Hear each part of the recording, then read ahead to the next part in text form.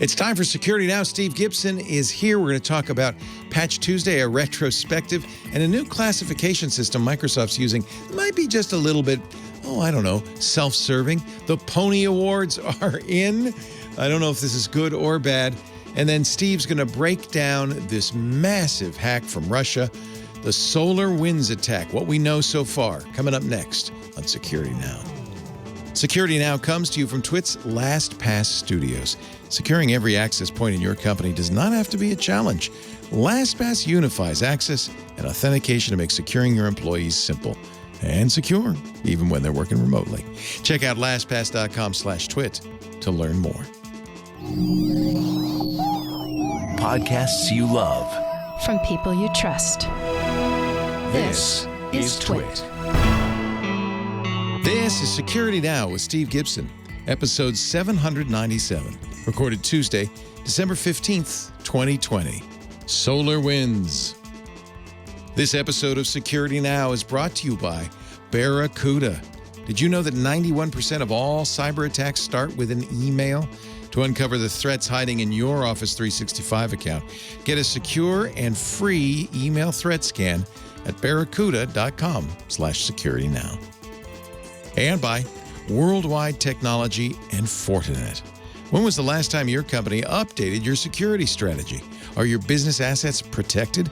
WWT offers security solutions and services that will protect every endpoint in your business and help you combat the next-gen threats. Visit www.com/twit to get started. And by Thinkst Canary. Detect attackers on your network while avoiding irritating false alarms. Get the alerts that matter. For 10% off and a 60-day money-back guarantee, go to canary.tools/twit and enter the code TWIT in the How Did You Hear About Us box. It's time for Security Now, the show where we protect your security and privacy online, holiday edition. Steve Gibson is here. Hello, Steve. Yo, Leo. Great to be with you for... Well, this is not the last podcast of the year. Almost. We got one more. We're off next week, right, but we're back the podcast before New Year's. So, right. And you are kept warm today by the MITS Altair. Ah, very nice. It's an Altair 8800. This is kit that you ordered, and not we ordered. It's the Altair Duino by Chris Davis, and it's a really great simulation running, oddly enough, on an Arduino, which is probably faster than the original Altair was. But thank you to Burke McQuinn, who is a master with a soldering iron and was able to solder this hundreds of little tiny pieces together to make that. It's beautiful. Very cool. It's a nice replica. Did you use the original Altair ever? No, I was. You had mini computers. You didn't need a micro. That was after the DEC PDP stuff, and I think I was busy.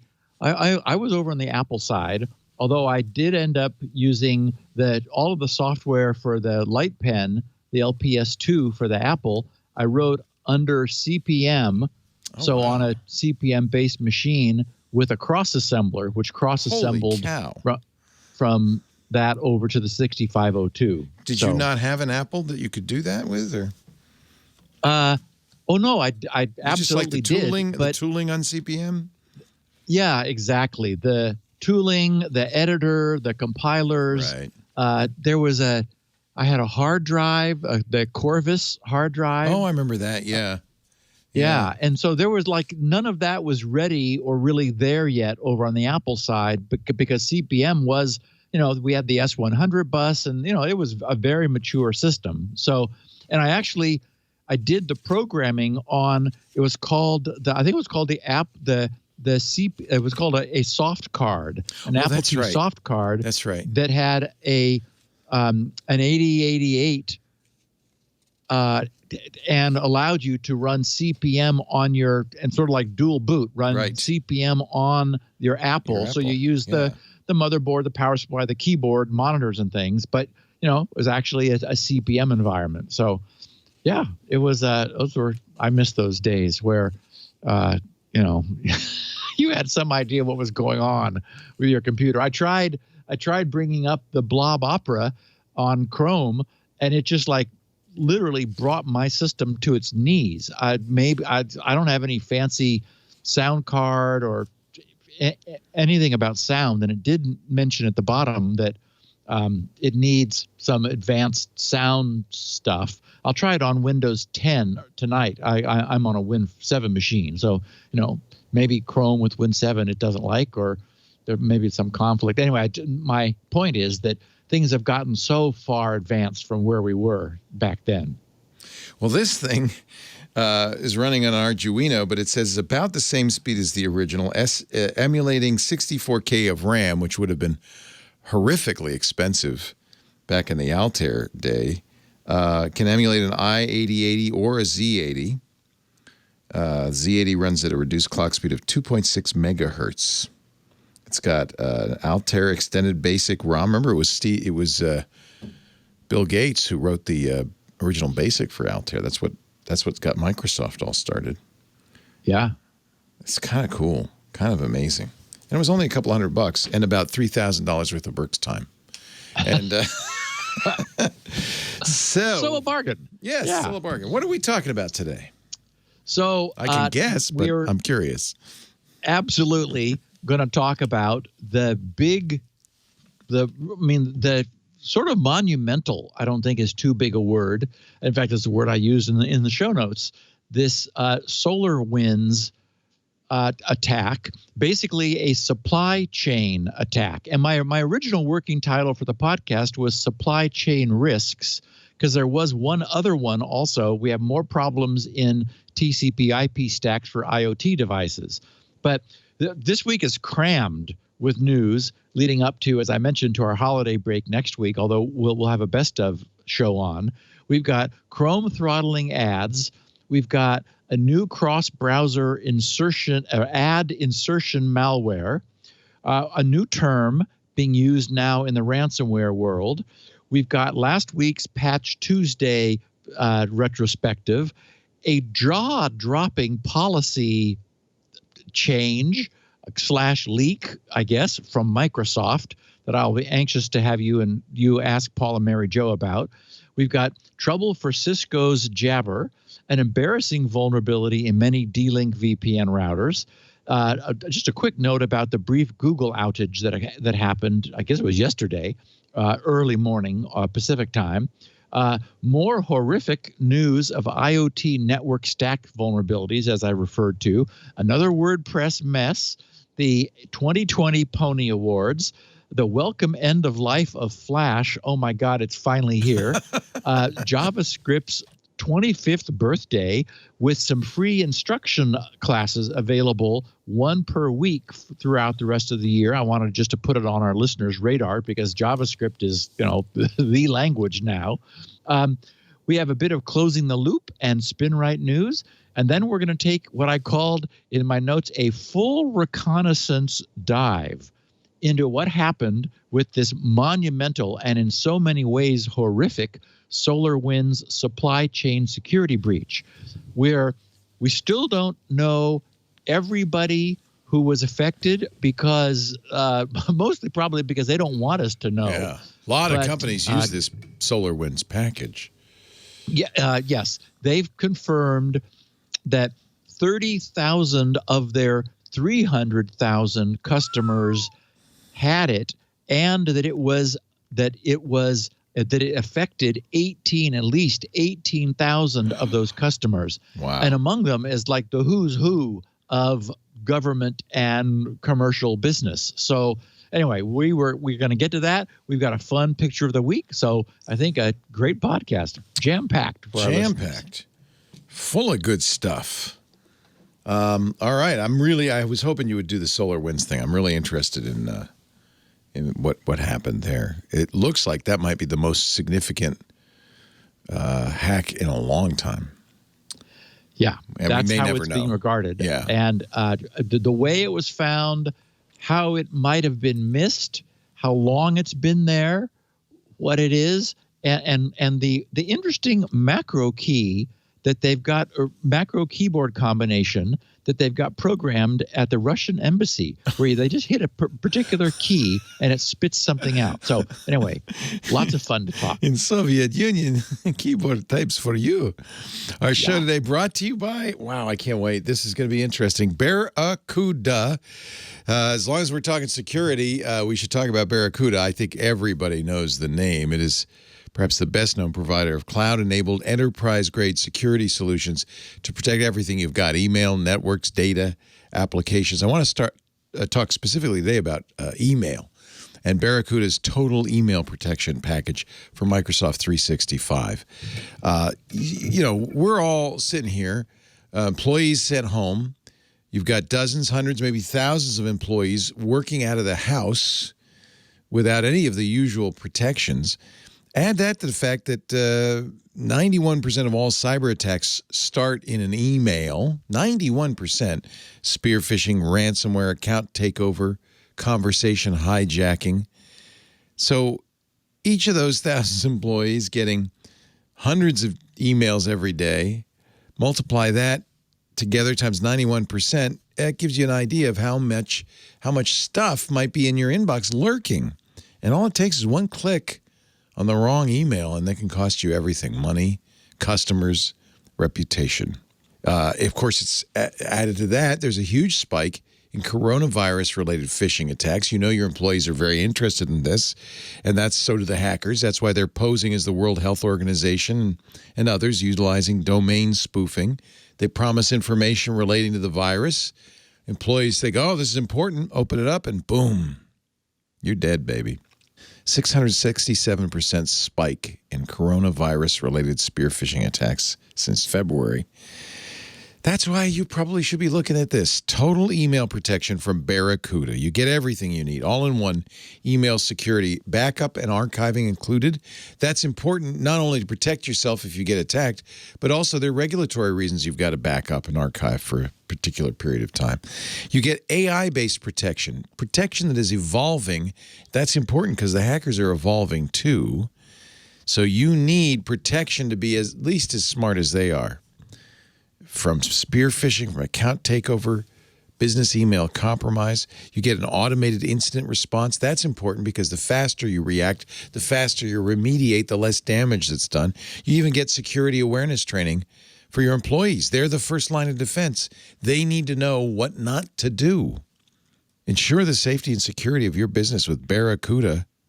Uncover the threats hiding in your inbox right now. You can get a free secure email threat scan of your Office 365 account risk-free when you go to barracuda.com/security now. Get this free scan at least. I know it's kind of tempting to go, I don't want to know, but you got to know. You got to know. Barracuda.com/security now. It's a great chance to see what Barracuda can do for your business, protect your security. Barracuda is your journey secured. Barracuda.com/security now. We thank them so much for their support this year, keeping Security Now on the air. And I thank you, dear listener, for using that address. That way they know you saw it here. Barracuda.com/security now. Picture of the week time with Mr. Gibson. So this one, I don't know. Maybe it's tangentially related to security, but I found it in my Twitter feed. One of our listeners sent it to me, and I showed it to Lori, and she thought it was just adorable. So I thought, oh, okay, fine. So it's been in the stack, and it popped to the top of the stack. It's kind of a dad joke, but it's cute. Yeah. So it's a 4-frame cartoon. The first frame is this odd sort of thing. You're not sure what you're looking at, but it looks like something stacked in a hat and coat. And the sleeve is not fully filled. And this thing is at a ticket counter, and says 1 adult ticket, please. And the ticket guy frowns and says, I can tell you're 3 sheep in a trench coat. And the top sheep of the stack says, are you sure? And the ticket guy says, yes, look, 1, 2, 3. And then in the next frame, he's fallen asleep. Because of course he was counting sheep. So that's going to happen. Yeah. And our strange stack of 3 sheep has decided to go into the movie and not be harassed by the ticket agent. So anyway, anyway, like I said, I'm not sure what that's about, like why that's on the podcast, but it's got Lori's endorsement, so I thought, what the heck? Identity and access management, right there in a nutshell. Ah, there it is. See? Thank you, Leo. I needed to put a caption on the picture. Yes.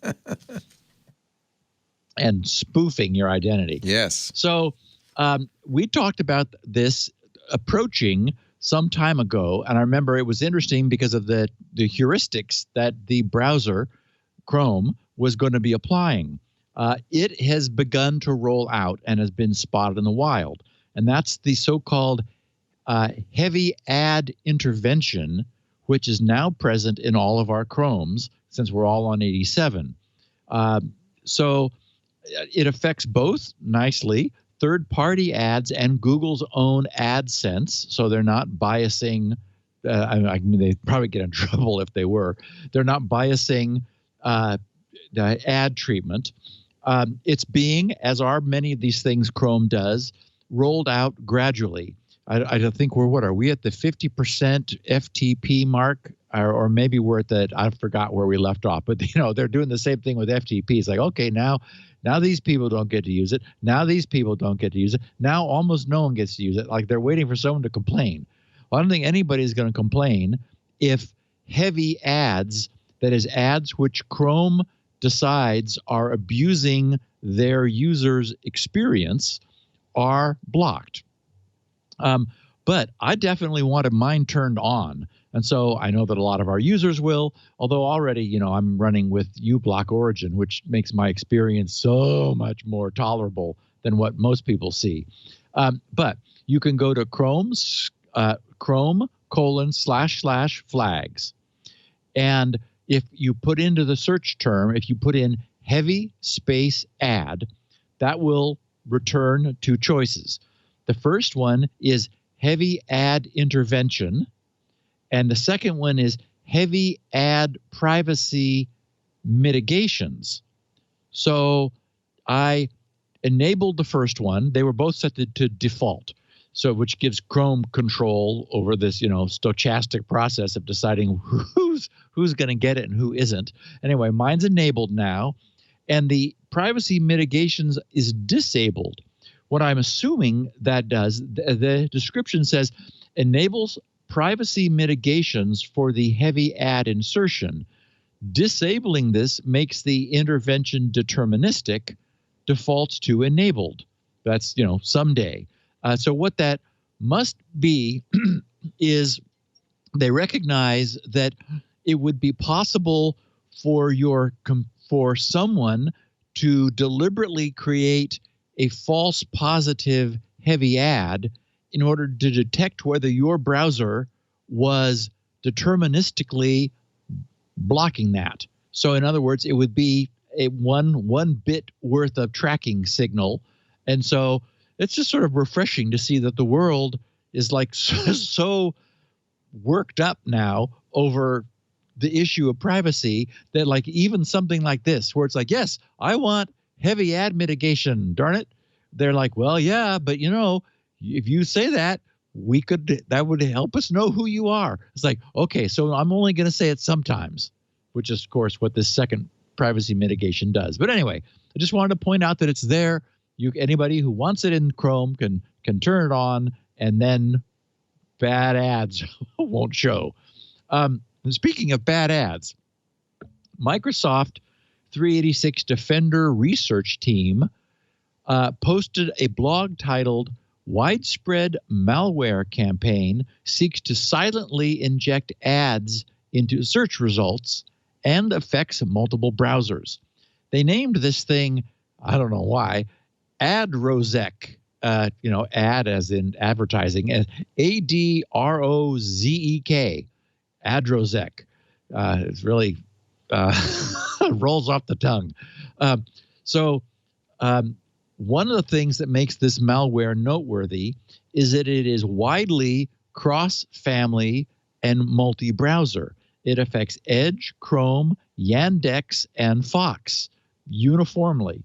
And although its most prominent feature is unwanted ad injection, it not only injects ads, but the malware also exfiltrates any of the browser's stored credentials that it may have access to.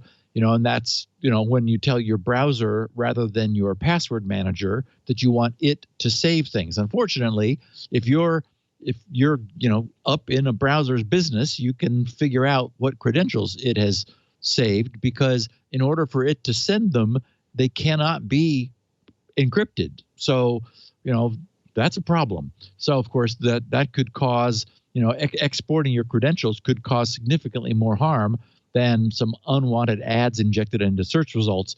I saw some pictures of it, and, it shows you what you would normally see would be Google results on a Google search, and instead, like, the whole first page is these bogus ads stuck in, tied to keywords. So, it's trying to get, ad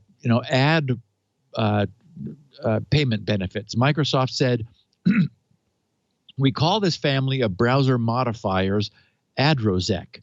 If not detected and blocked, Adrozek adds browser extensions, modifies a specific DLL per target browser, and changes browser settings to insert unauthorized ads into web pages, often on top of legitimate ads from search engines. The intended effect is for users searching for certain keywords to inadvertently click on these malware-inserted ads, which leads to affiliate pages. The attackers earn through affiliate advertising programs, which pay by amount of traffic referred to sponsored affiliate pages. Cybercriminals abusing affiliate programs is not new, Microsoft wrote. Browser modifiers are some of the oldest types of threats. In fact, remember, it was that adware thing, that I found in my browser, one of those old BHOs, remember, browser helper objects, that caused me to write the first anti-spyware, because it was spyware. It had gotten in unannounced and unasked for. Anyway, Microsoft said, however, the fact that this campaign utilizes a piece of malware that affects multiple browsers is an indication of how this threat type continues to be increasingly sophisticated. In addition, the malware maintains persistence and exfiltrates website credentials, exposing affected devices to additional risks. So anyway, it was surprisingly sophisticated, disables browser updates to prevent its configuration modifications from being reversed, and it even establishes a Windows service to gain persistence over the long term, so that if you did something that tried to get rid of it, the service would keep running and say, and then put itself back. So it's a serious issue. Microsoft was tracking this thing's compromise of more than 30,000 PCs per day. So the good news is, I'm sure that Microsoft's security people became aware of these threats, and shortly thereafter, so did Windows Defender Protection Suite. So it might be a good idea for some peace of mind just to ask Defender to perform a full scan of your various Windows systems from time to time. And that takes some time. There's no way around that. As the author of SpinRite, I'm all too aware that actually reading everything on your system will take some time. So I just thought while I was putting the show together, I would do that. So I started up a full scan on my Win 10 machine, and Defender says, go ahead, use your machine while it scans in the background. But I did notice that it aggressively throttles its scanning so as not to interfere with your use of the computer in the foreground. So it's probably better to choose a time when you are about to be away from your machine and fire it up at that point. So when it was all done, while I was assembling the notes, I noted that it took 90 minutes and it scanned 5,797,899 files. That always blows me away when I see that. And Leo, after the scan was finished, I just stared at that number. I remembered fondly and this takes us back to our Altair days. I remember when our hard drives had 7 files on them. Yeah. Now the number of files has 7 digits. It's amazing, isn't it? You know, I do miss those days. Yeah. So an interesting new term of art, I just thought I would add this to our vocabulary. It's termed double extortion on the ransomware front. It's being used with increasing regularity, so I thought I would add that to everyone's Lexus. The term is double extortion. It originated with Checkpoint last April, referring to the double threat of encryption plus public exposure of proprietary data if the victim should choose not to pay up. As we know, some companies will be extremely sensitive to the reputation damage they might suffer, not to mention maybe even the potential liability if the news of their breach should become widely known. So, henceforth, that embarrassment strategy will be known as double extortion. This is the third Tuesday of the month. The first one was right on the 1st. So this was one of those months where the second Tuesday was the earliest it could possibly be. And of course, your first thought upon hearing that last week Microsoft patched 58 known vulnerabilities across their various products might be to think, wow, only 58 this month. That's way fewer than the more than 100 we've been beaten down into accepting as normal this year. But then, when you stop and look closer, you realize that more than 1/3 of those 58, 22 in total, are all remote code execution vulnerabilities. Wow. So, and because several of them are in Exchange Server and in SharePoint, both which have natural exposures to the internet, I hope that everyone has by now made time to get those updated, although none are 0 days, meaning that none are known to be under exploitation at the time of their discovery. A total of 9 of those 22, all of which are remote code execution, are rated critical, and some are not difficult to exploit once they become known. We know that bad guys rejoice now every month, whether it's the holidays or not, and quickly work to reverse engineer Microsoft updates in hope of working out an effective exploit before hapless Windows users update their vulnerable machines for those now known problems. And of course, this is especially true when there are enterprises running servers that they would like to avoid rebooting and having offline during a patch cycle. Maybe that explains the reticence to do that. Well, and of course, sometimes updates actually do tank a machine so that they don't want to do it without like making a full image in case, so they're able to roll back if they need to, and so forth. Anyway, among these 58 that Microsoft fixed this month, last week, was a bug in Microsoft's Hyper-V virtualization technology. It was exploitable via a malicious SMB packet and would allow remote attackers to compromise virtualized sandbox environments, which of course Hyper-V was designed to protect from, but not so much. So yes, as always, don't wait to update for long. Okay, speaking of Microsoft updates, here's a little bit of TID that caught my eye. The news was about a 0-click wormable vulnerability in Microsoft Teams. Before this was fixed, it would have allowed an adversarial attacker to remotely compromise a target's machine simply by sending them a specially crafted chat message. The reception of the message would have enabled 0-click remote code execution on that system. This discovery was reported to Microsoft at the end of August, on the 31st, by Oscars Vigorous, a security engineer with Evolution Gaming. Microsoft addressed the issue at the end of October. In Oscar's write-up, he said, no user interaction is required. Exploit executes upon seeing the chat message. The result is a complete loss of confidentiality and integrity for end users, access to private chats, files, internal network, private keys, and personal data outside MS Teams. So right, really, really bad. And it's cross-platform. It affects Microsoft Teams for Windows, for Linux, for Mac OS, and even the web version. And as I said, as a consequence of the zero-clickness, it can be made wormable, so that you, upon receiving a chat, that machine executes with the user needing to do nothing and is able to then send chats out to, for example, maybe everybody that they have a chat history with, and it could explode. So it's very much like the iOS problem that we talked about last week. So here's what just brought me up short. This is obviously quite serious. It's zero-click.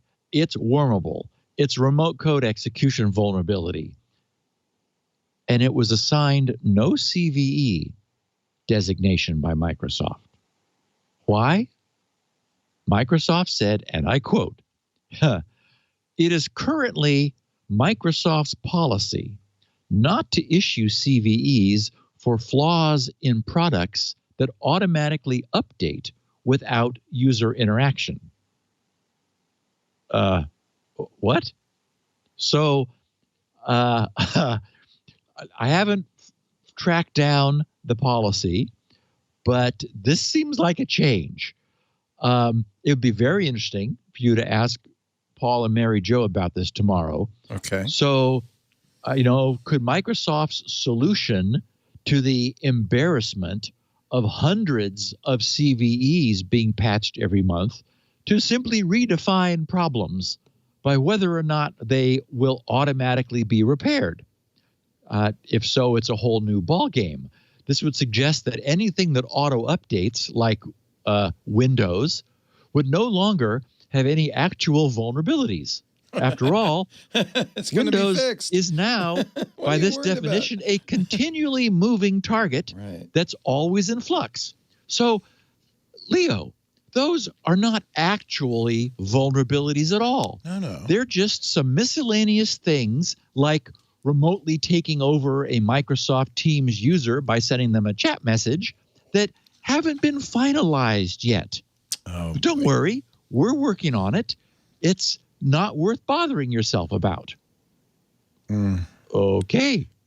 So, right. We're not going to assign those any vulnerability numbers. Don't worry about it. No CVEs here. We fixed it because after all, it updated and it's not a problem anymore. Right. Cisco is jabbering. They've been having recurring trouble keeping their chat system secure. They have again attempted to patch their Jabber conferencing and messaging application against a critical vulnerability that made it possible for attackers to execute malicious code that would spread from computer to computer, once again, with no user interaction required. We're going to have to see one of these happen at some point because we keep finding them before the bad guys do. And at some point, some bad guy's going to say, oh, this is going to be fun because, everyone keeps talking about these, but no one ever does it. So here goes. The discoverers of the trouble, Watchcom Security, explained what's been going on. They said in their TLDR, 3 months ago, Watchcom disclosed 4 high-severity vulnerabilities in Cisco Jabber. One of the vulnerabilities allowed remote code execution by sending specially crafted chat messages, a problem that everyone seems to be having. The vulnerabilities were reported to Cisco, and a patch was issued. Shortly after, one of Watchcom's clients requested a verification audit of the patch to ensure that the vulnerabilities had, in fact, been sufficiently mitigated. Whoops. 3 of the 4 vulnerabilities Watchcom disclosed in September have not been sufficiently mitigated. Hello, Cisco? Are you listening? Is anyone home? Watchcom reported that Cisco released a patch that fixed the injection points they had reported, but the underlying problem was not fixed. And consequently, Watchcom was able to find new injection points that could be used to exploit the same underlying vulnerabilities. All currently supported versions of Cisco Jabber client from 12.1 through 12.9 are affected. So, for the sake of clarity, they assigned 3 new-ish vulnerabilities CVE numbers to distinguish them from the original similar vulnerabilities which were disclosed to Cisco in September, and Cisco just sort of said, oh, whoops, and put a little putty on them, or, I don't know, a piece of Scotch tape. They explained that these newfound vulnerabilities have the same impact as the original and range in severity from medium through critical. As such, 2 of the vulnerabilities can be used to gain remote code execution. And Cisco, as I said, didn't really bother to fix them. The most severe vulnerability is a cross-site scripting vulnerability that can be used to achieve remote code execution by escaping from the Chromium Embedded Framework, the CEF sandbox. This vulnerability does not require user interaction and, again, is wormable, since the payload is delivered via an instant message. This means it can be used to automatically spread malware without any user interaction. The second vulnerability can be exploited to collect NTLM, that's NT LAN Manager, password hashes from unsuspecting users in a very clever hack. By sending a message that contains a malicious image tag, an attacker can induce the victim's Cisco Jabber client, which is apparently based on the Chromium Embedded Framework. They can get the Jabber client to interact with a file share under the attacker's control. If the file share requires authentication, the victim's NTLM password hash will be sent to authenticate the victim, and thus the bad guy can capture the landman hash. That's actually been done in the past, but not in this context. So these are guys who know what they're doing and said, hey, here's how we could get a Jabber client to give us some more useful information. The third vulnerability involves the custom protocol handlers used by Cisco Jabber. These protocol handlers are vulnerable to command injection because they failed to consider URLs that contain spaces. By including a space in the URL, an attacker can inject arbitrary command line flags that will be passed to the app. Since the app uses, again, CEF, the Chromium Embedded Framework, and accepts Chromium command line flags, several flags that can be used to execute arbitrary commands or load arbitrary DLLs exist. So again, a clever hack. Cisco apparently asleep at the switch on this. The first patch round that Cisco implemented filtered some of these. They didn't actually fix the problem. They just said, oh, okay, we'll prevent that bad thing that the Watchcom found from happening. But they didn't, as I said, get to it. So hopefully this time they wrote. Watchcom wrote in their conclusion of their disclosure something that I thought was worthy of the whole story. They said, the continued existence of these vulnerabilities, even after the first patch, highlight the complexity of modern software and the challenges developers face when trying to secure it. When choosing to use frameworks such as CEF, it is important to consider their security implications. Security should also be considered in every step of the development process, both in the initial planning stages as well as during implementation and maintenance. They said this also serves as a reminder that software acquired from external vendors also pose a risk to organizations' IT security. It's important to be aware of these risks and take steps to mitigate them. Watchcom recommends regular audits of third-party software for security vulnerabilities. And of course, amen to all that. This is one of the things that we've been talking about a lot recently is there have been serious issues where external libraries like this Chromium embedded framework in this case are just dropped in. It's like, oh, look, we just got a browser like in our Jabber. How cool. It's like, yes, except you got the whole browser.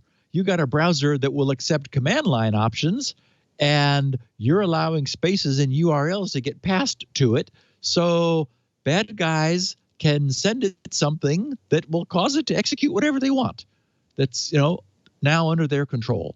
So, I mean, you can, it's easy to recognize that this is a kind of a thing that you can just miss and in oversight, but it's going to cause problems.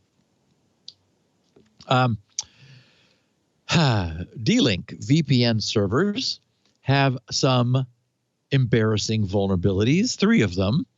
They were discovered by the guys at Digital Defense and were subsequently responsibly disclosed to D-Link 4 months ago on August 11th.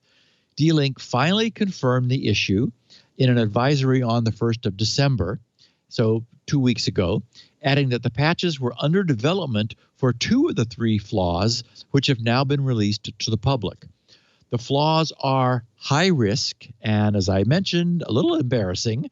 They are security vulnerabilities affecting D-Link's widely sold VPN router models DSR 150, 250, 500, and the DSR 1000 AC, and other VPN models running the same DSR family.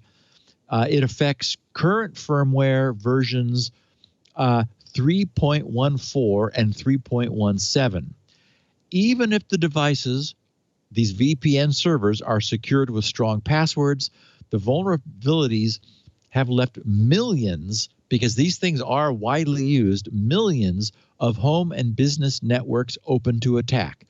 And we know, just because D-Link has said, new versions of the firmware are on our website, okay, of millions of home and business networks, how many are going to update? 0? This provides 1%. I know. It's just, it's Leo. It just seems like it's out of control. Yeah. You could hardly blame Microsoft for saying, okay, wait a minute. We're going to redefine vulnerability. It's not a vulnerability. Because they provide these vulnerabilities a full authentication bypass, allowing remote attackers to execute arbitrary commands on those devices through specially crafted requests. And did I mention that these were particularly embarrassing? The flaws originate from the fact that the web management interface exposed publicly uses Lua CGI, which is fully accessible without authentication and lacks any server-side filtering. This makes it possible for an unauthenticated attacker to inject malicious commands that will be executed with root privileges. And this works over the internet-facing WAN interface. So, as always, the takeaway for our listeners, if you or your enterprise are using any of these quite popular D-Link VPNs, be very sure to obtain an update to the most recent firmware with some priority, and because these are they're being attacked in the wild. If you turn off WAN administration, that would also work, right? You have to have you have to be WAN accessible. Yes. Okay. Yes, and we they do have to be recommend WAN everybody accessible. do that on every router unless you Absolutely. absolutely There's need just, it. Yeah. Yeah, we'll actually talk in a minute about an issue of that relating to WordPress. I just did want to really briefly mention that Google suffered an outage. Nothing to see here. The conspiracy folks stepped into a brief multi-hour, it was only a few hour vacuum with various attack theories and nonsense, but Google quickly dispelled those. Google first acknowledged the trouble at 4:20 in the morning our time, Pacific time on the West Coast. They posted, "We are aware of a problem with Gmail affecting a majority of users. The affected users are unable to access Gmail. We will provide an update by December 14th, 2020." So that's yesterday morning. So at 4:20, this was at 4:12 Pacific time, detailing when we expect to resolve the problem. Please note that this resolution time is an estimate. Then 3 hours later, at 7:20 a.m., they explained. Well, kinda. They said today at 3:47 in the morning Pacific time, Google experienced what they called an authentication system outage for approximately 45 minutes due to an internal storage quota issue. This was resolved at 4:32 a.m. Pacific time, and all services are now restored. So, unusual as that was for Google, it was not an attack, nothing untoward, just whatever an authentication system outage is. So it sounds like it's a back-end thing that authenticates people's Gmail access, and if that's down, then everything that it authenticates would be down. So, yeah. And Leo, we're going to talk about Amnesia 33, which was revealed last Wednesday at Black Hat Europe 2020 after we take our second break. Oh, I almost forgot. Our show... Bad joke. Our show today brought to you by Worldwide Technology. Oh, you have amnesia? You get it? You get it? Okay. Another dad joke. Worldwide Technology is the place to go for enterprise technologies as a consultancy, as a place to buy, but also as a place just to get information. They do so much there, including app development and security assays and assessments. This episode of Security Now brought to you by Worldwide Technology and Fortinet. WWT offers security and solutions and services that will protect your business. And as you probably noticed, attackers seem to be updating their strategy. What did you call it? Double indemnity? Double extortion. Double extortion. So as they update their strategies, you need to too. WWT will help your organization prepare and combat the latest threats.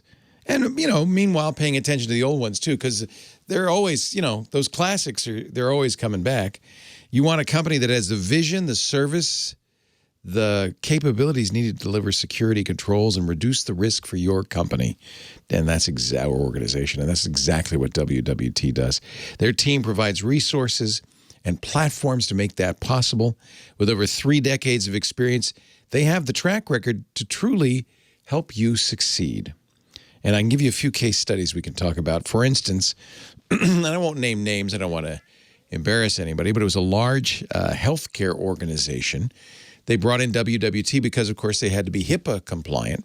So they did a complete security risk assessment for this healthcare organization on their electronic record technology. WWT consultants used expert knowledge, state-of-the-art tools, in-depth analysis, skilled training, and repetition to complete their assessment. Here's what they found. I thought I was reading the white paper on this. I thought was really appropriate to this show. They found out 90% of the vulnerabilities that they discovered in this healthcare organization could be fixed simply by putting in a comprehensive, systematic approach for patching. Yeah. Sometimes, though, you got to get the outside eyes on it because it's, you got a lot of layers. These guys came in. They said, hey, it's simple. Let's fix it. They did the same for a retail bank. Again, no names.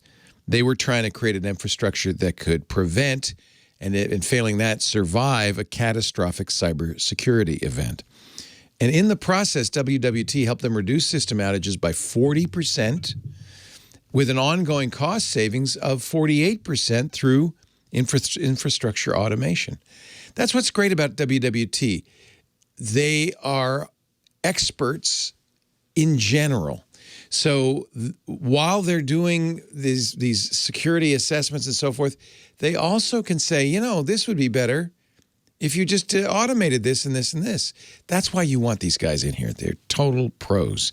They offer a variety of security solutions and services like Fortinet that will help you achieve more effective outcomes. They can help you with your security strategy, with your endpoint security. That's especially important now with work from home. Network security, protecting network traffic and decreasing your attack surface, improving threat detection and response. Identity and access management, we talk about that all the time, ensuring the right people and devices have the right access at the right time and you don't get three sheep in a trench coat trying to sneak in. Zero trust architectures, that's the current, you know, best practice, started by Google, I think, where the assumption was, you know, in the past, if somebody's inside the perimeter, they must be one of us. No, zero trust everywhere. Everybody has to authenticate at all times. It'll help you build a next-generation security architecture based on strong identity management, encryption, and segmentation to thwart the most advanced attacks.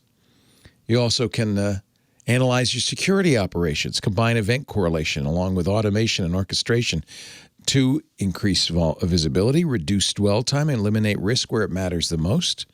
No matter what field you're working in, no matter what your organizational mission is, security has to be job one. I don't think there's any question about that anymore. See how WWT can protect your business assets and intellectual property with a holistic security approach. These guys are the wizards. Go to wwt.com/twit and you can get started. Let Worldwide Technology help you. That's wwt.com/twit. What a great team they've got there in St. Louis. We had so much fun visiting them in March. Lisa says it's one of the first trips we're going to take. We're going to go back and say hi. wwt.com/twit. But you don't have to go to St. Louis. They're there for you anywhere in the world. They are global. wwt.com/twit.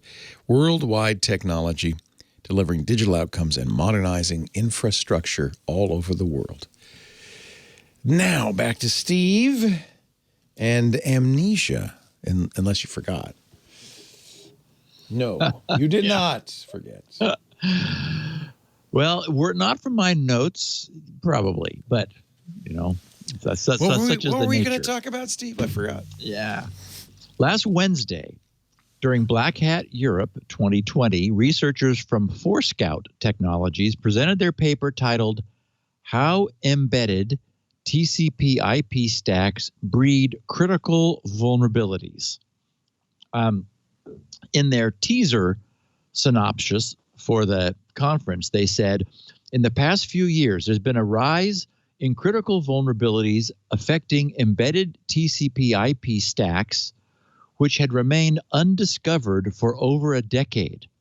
The direct, unauthenticated, and sometimes cross-perimeter network exposure of these stacks, the often privileged portions of the system they run in, and their position at the top of opaque supply chains, complicating vulnerability management efforts, make for a highly dangerous mix, resulting in periodic waves of critical vulnerabilities affecting billions with a B of devices across industry verticals. But contrary to what many assume, the fragility of these fundamental components isn't limited to specific vendors or older closed source stacks alone. In this talk, we will present over a dozen, and actually well over a dozen new vulnerabilities, and they, of course, mean newly discovered vulnerabilities in multiple widely used embedded TCP/IP stacks deployed in everything from networking equipment and medical devices to industrial control systems. We will discuss the nuances in their exploitability and potential impact and demonstrate a proof of concept against a yet-to-be-disclosed high-profile target. In addition, we will present the first quantitative and qualitative study into vulnerabilities affecting embedded TCP/IP stacks, showing a clear pattern to the affected components and features, as well as the root causes of the vulnerabilities that affect them. Finally, we will provide concrete advice on how to mitigate and manage vulnerabilities affecting billions of devices in the absence of centralized patching and notification efforts. And of course, the absence of centralized patching and notification is one of our big hobby horses on the podcast because, it is such a problem. So needless to say, their presentation is quite a meal. That's the introduction to their 47-page paper. I've got a link to it in the show notes. But stepping back a bit, they coined the name Amnesia 33 because they uncovered a set of 33 vulnerabilities, collectively impacting 4 different open source TCP/IP protocol stacks, one known as micro-IP, the second FNet, the third is Pico TCP, and the fourth is NUTNet. They are commonly used in IoT, Internet of Things, and embedded devices.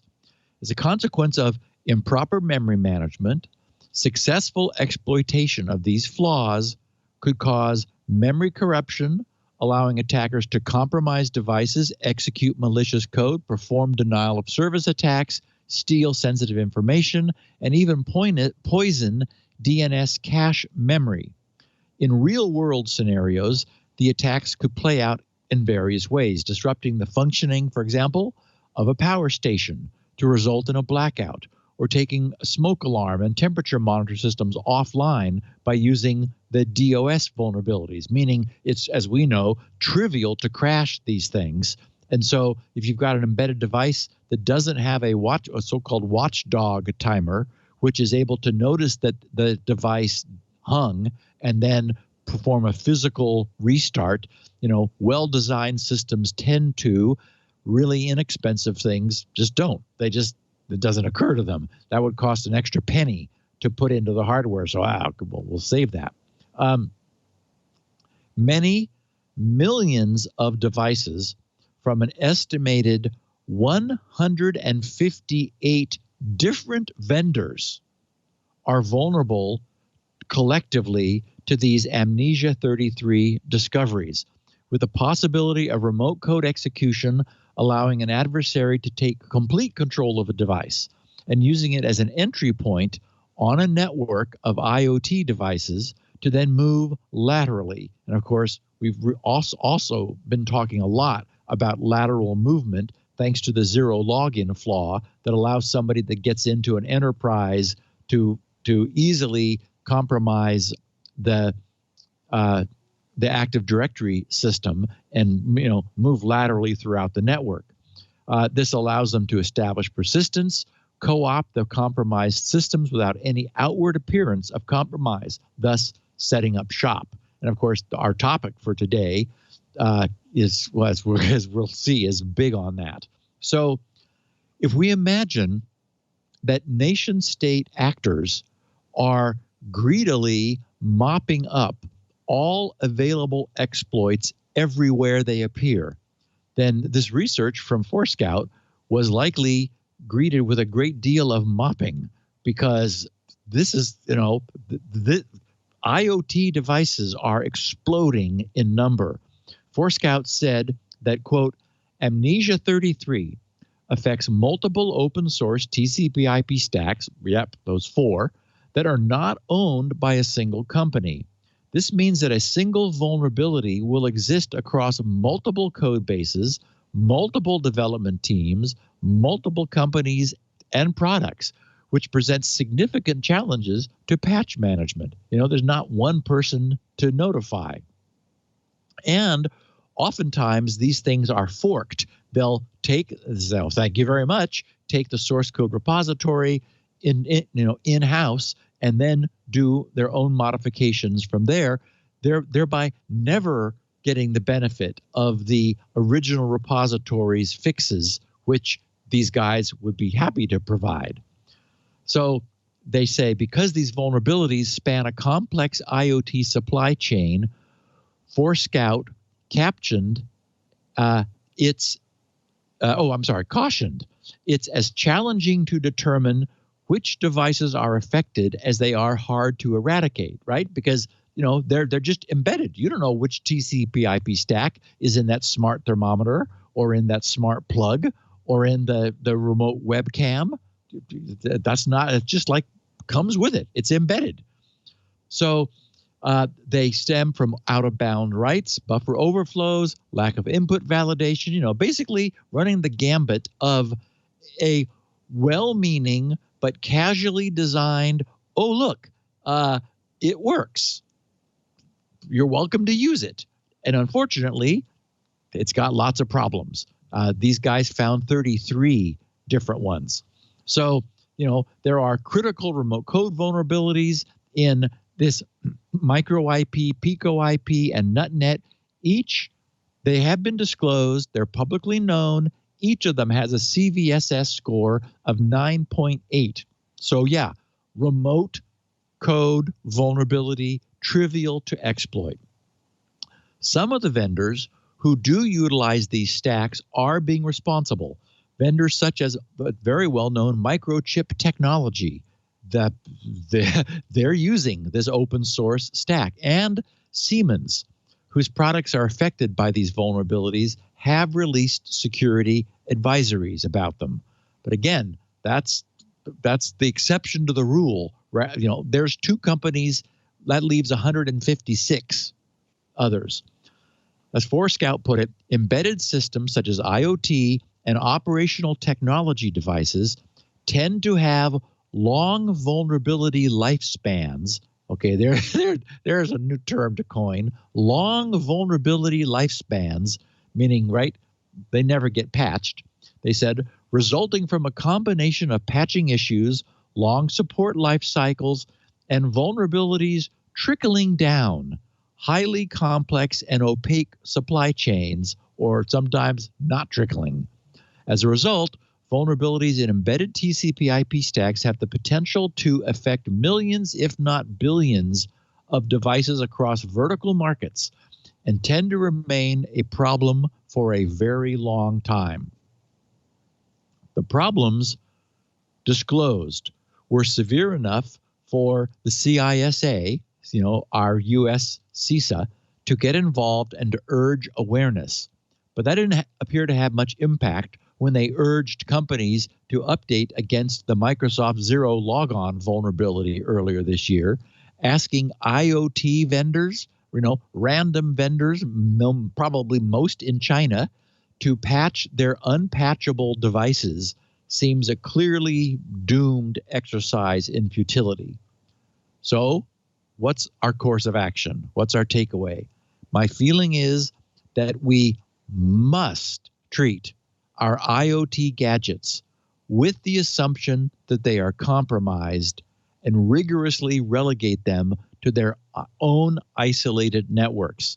If you're able to access your various IoT devices from outside your home, then it's clear that you and they do not need to share a common network. Your untrusted IoT LAN should coexist with your trusted LAN, but they should not have any contact with one another, and they don't need it. I'm not suggesting that we're seeing broad-based intrusions. We're not at this point, but I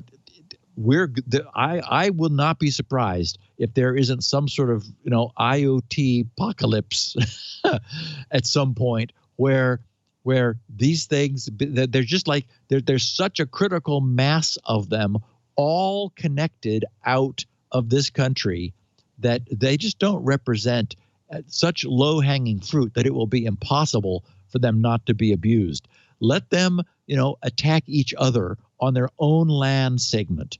Don't let them get to your main operating LAN where you've got your PCs. And as I said, if you can change your home temperature from when you're out roaming around away from the house, or turn plugs on or off and things, you're already on a separate network. That demonstrates that your trusted LAN does not need to have contact with your untrusted IoT LAN. And this need for network segmentation, I would argue, has never been greater. And we have another WordPress mess. I got a kick out of the subhead that ZDNet chose for their coverage of this. Their headline was 0 Day in WordPress SMTP plugin abused to reset admin account passwords. And their subhead was, a patch was released earlier this week, but many WordPress sites remain unpatched, as usual. So, yes, the word is getting around that the fact that patches are released, well, that's good, but it's necessary but not sufficient. So first off, as we know, the term 0 day has unfortunately become synonymous with bug. The press is tending to call everything a 0 day because it sounds a lot more serious. It was meant to sound more serious, but referring to everything as a 0 day will ultimately render the term worthless. In this case, refreshingly, it really is a 0 day, although that's not good for the people whose WordPress sites have been hacked. Hackers have been using a design mistake coupled with a dumb configuration setting of a popular WordPress add-on to easily reset the admin passwords on WordPress sites. The add-on is considered popular because it's installed on more than 500,000 sites. The hacking has been underway for some weeks, and a patch for the design error was made available last Monday. Thus, it is a true 0 day vulnerability. The add-on in question is called Easy WP SMTP. Of course, we know that's Easy WordPress Mail, right? Email, SMTP, Simple Mail Transfer Protocol. Obviously a plugin that lets site owners do something, in this case, configure their SMTP settings for their site's outgoing emails and add features to it. One of these features it boasts is the option to enable debug logging to see if the emails are getting sent out successfully or not. That feature causes the system to log all email headers and the email body that is sent. And that email log is located in the plugin's well-known installation directory, /wp-content, /plugins, /easy-wp-smtp. Thus, that's no mystery.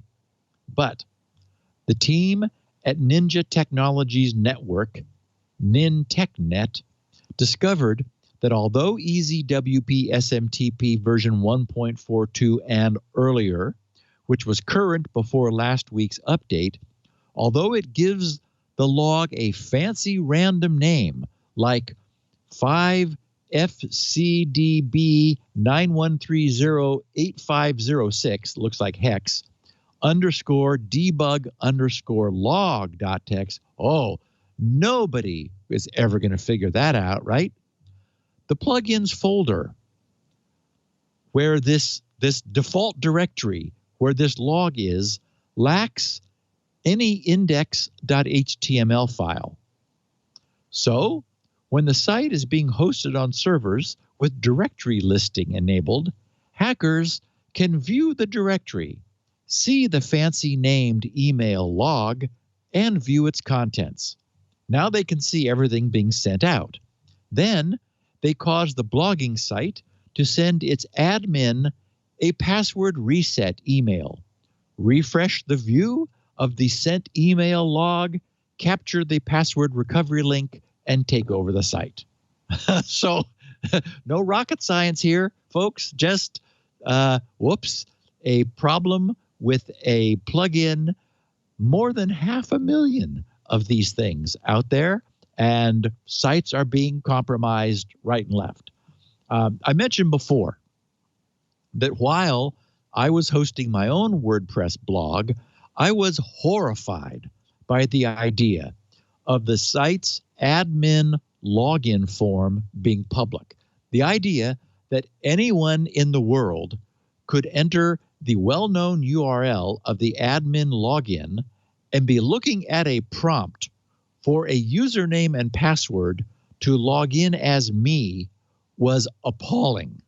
So one of the first belt and suspenders things I did was to completely block access to any admin-related pages, first and foremost the front door, from any remote IPs other than mine. As we know, the public IPs were assigned by an ISP are relatively static. So it's just as simple as using a .htaccess file, or in my case, a web-config file, because I'm using IIS, to filter incoming page requests. If my IP did happen to change so that I would also be locked out of my own admin page, then I would need to log on to the server which is hosting the site, which I would do using a certificate-tied SSH client, obviously not merely a username and password. Then I would update the access control with my new remote IP and, again, be able to get to the page. So my point is, I'll never know what attacks that bit of superstition might have thwarted. But the idea of exposing my WordPress login page to the world just made me shiver, as I hope it would any of our listeners. And again, it's easy to be a little proactive and just, keep that front door closed. And always the advice is really, really, really minimize your use of third-party plugins for WordPress. It must be that it is coming under additional scrutiny. Maybe it's that and the combination of over time it's gotten more popular. Lots of people are setting up sites.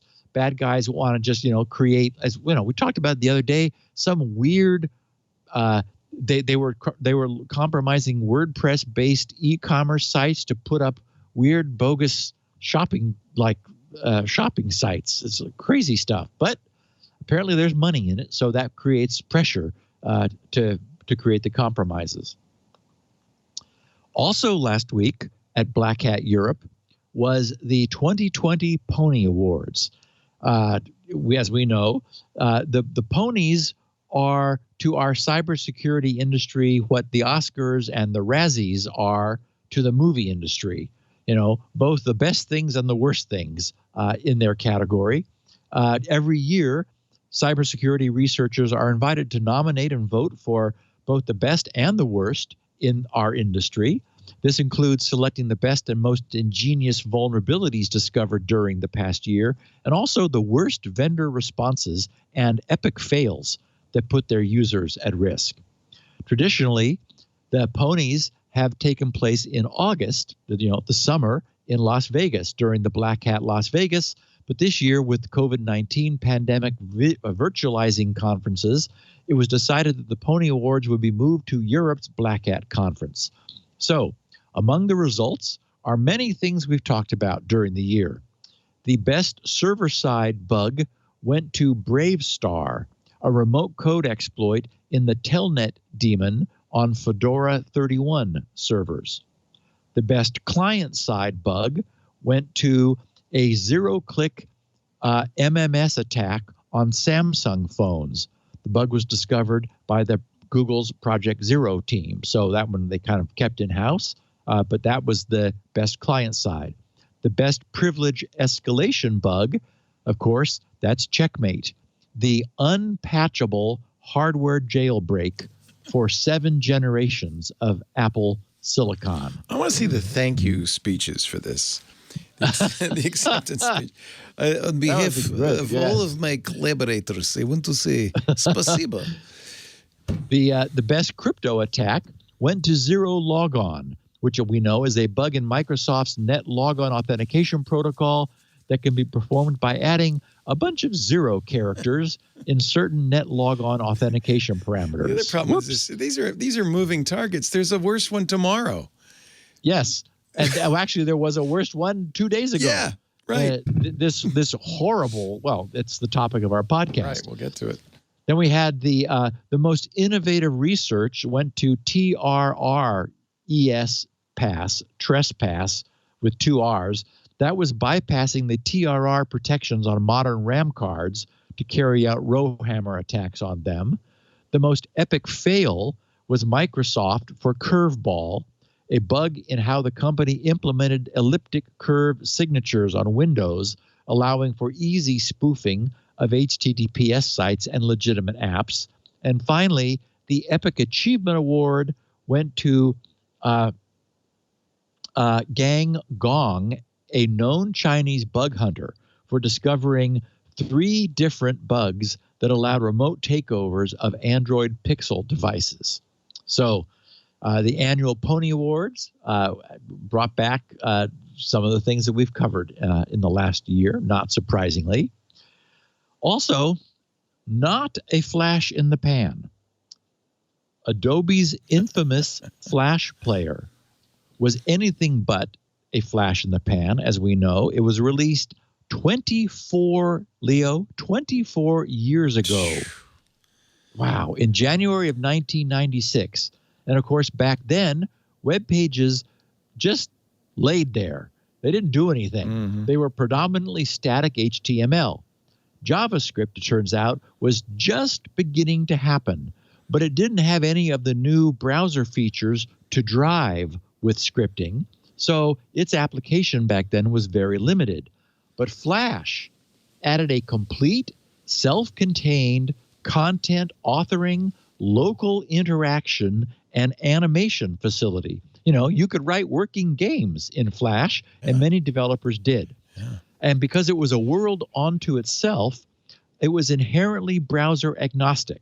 If a browser had a Flash plugin, the content would run, period. Didn't matter which browser, though there weren't that many back then either.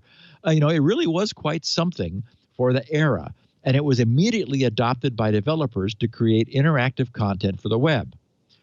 As we know all too well, however, Flash's Achilles heel was that it was originally written, like most of the software of that era, with virtually no regard for security. And it was never really able to recover from that lack of security legacy. It was much like the internet back then. The fact that it ran at all was regarded as a miracle. Security wasn't even a thought, let alone an afterthought. But thanks to the incredible progress made in turning our browsers into fully programmable web application hosting containers that they are today, driven by JavaScript, there are more than 1,444,231 add-on JavaScript function libraries, and we now have a very mature and formalized DOM, the document object model, that allows a web page's presentation to be fully accessible and manipulatable by JavaScript. Consequently, the only thing that has kept Flash alive has been the residual inertia still remaining from its once, total dominance over that aspect of what it offered. So against that backdrop, last week, Adobe released their final update ever, which includes a kill switch, which will go into effect next month. Wow. And reminded the world that Flash is finally, once and for all, being extinguished forever. And it's not as if no one has received notice. It was way back in 2017 that Adobe, Microsoft, Google, Apple, and Mozilla made a joint announcement that they would be retiring support for Adobe Flash Player at the end of 2020. Well, that day has come, finally. In their final Flash Player release notes, Adobe said, quote, "We want to take a moment to thank all of our customers and developers who have used and created amazing Flash player content over the last 2 decades.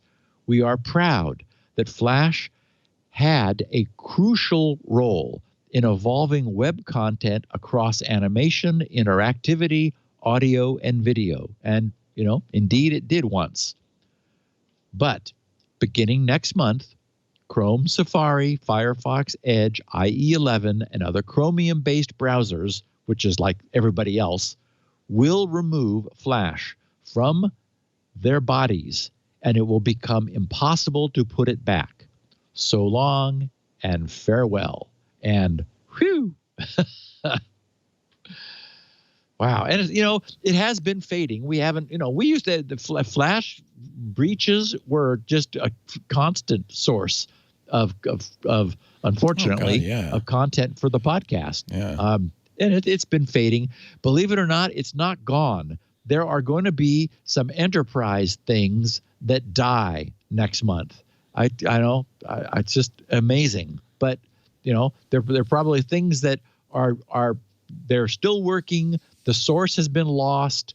It wouldn't even matter now if you had the source because it's Flash. And so, it's just going to stop working next month. So I get a lot of calls. I've been getting calls on the radio show from people say, what do I do now?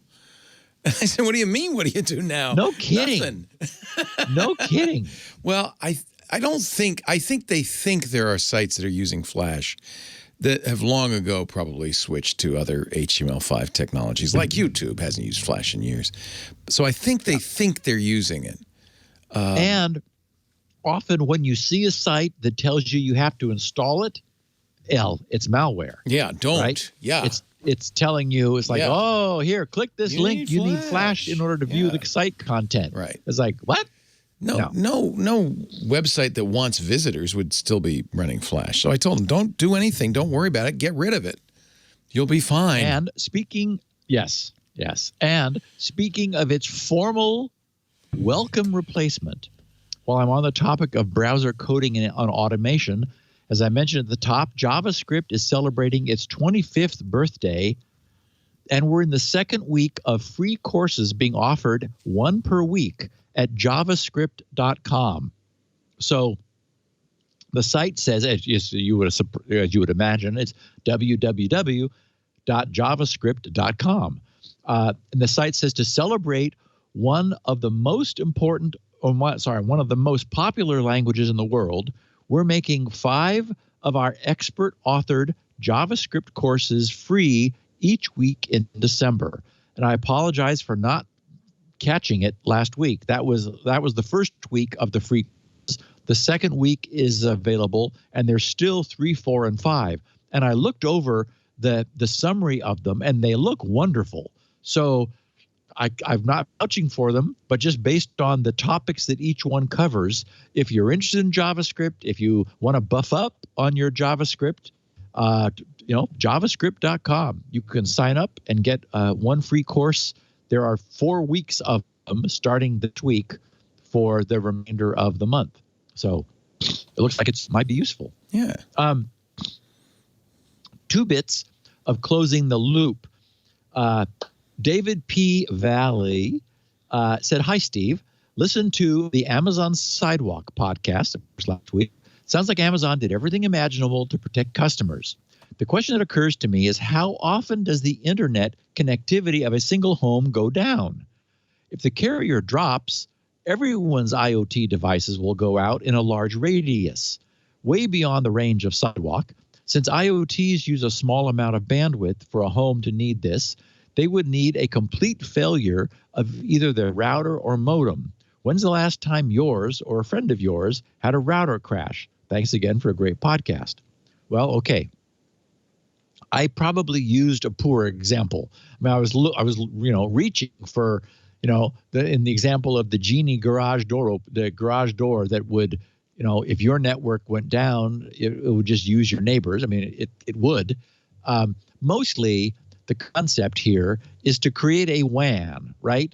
That, the example they gave of their Amazon employees who just all took some gadget home, and all automatically LA basin, the Los Angeles basin, was completely covered with sidewalk access, 900 megahertz connectivity. So that's really the point and the whole goal. And then I think it's very cool. Skynet, who tweets from Fairlane32, said, "I'm excited about Amazon Sidewalk and that you could get pets that are microchipped on the Sidewalk network. It may be possible, providing a lot of people participate, to locate them if they're ever lost. Imagine being able to find those dogs and cats that get loose. And with all the established social media groups using the network, you could possibly be able to find lost pets within hours, not days or weeks." He says, but are those microchips transmitting on the 900 megahertz spectrum? So I did want to clarify. The microchips that I think he's talking about are not the tags, which are collar-based tags. The microchips are little RFIDs. They need to be pinged with energy. They don't contain a battery in them. It's just basically for serializing things.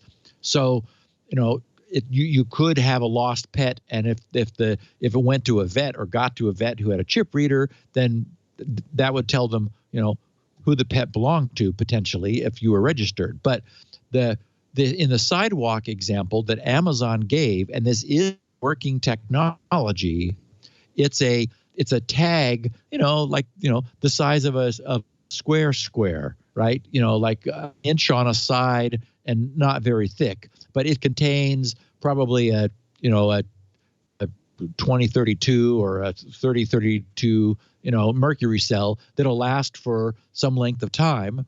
And then that thing is on the 900 megahertz network, and also probably not persistently. It probably pings the network to sort of, to save battery and periodically announce its location, which would allow then some finding, knowing which part of the network was receiving the information. And that would go to Amazon and then to the application server that would then be able to close the loop. So anyway, just two interesting bits from our listeners.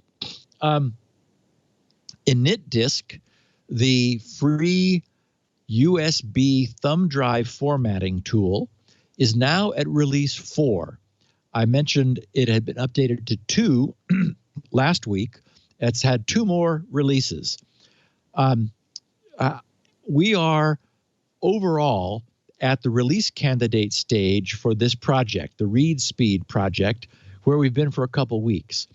But a diminishing number of minor things are still popping up here and there. My feeling is that it's much better to deal with them in our currently relatively quiet setting with people who've become very familiar with the project than ignoring those edge cases and putting them off until a much broader public release. So as very anxious as I am to get all of this work into the hands of a much wider audience, it makes more sense to first get it as right as possible.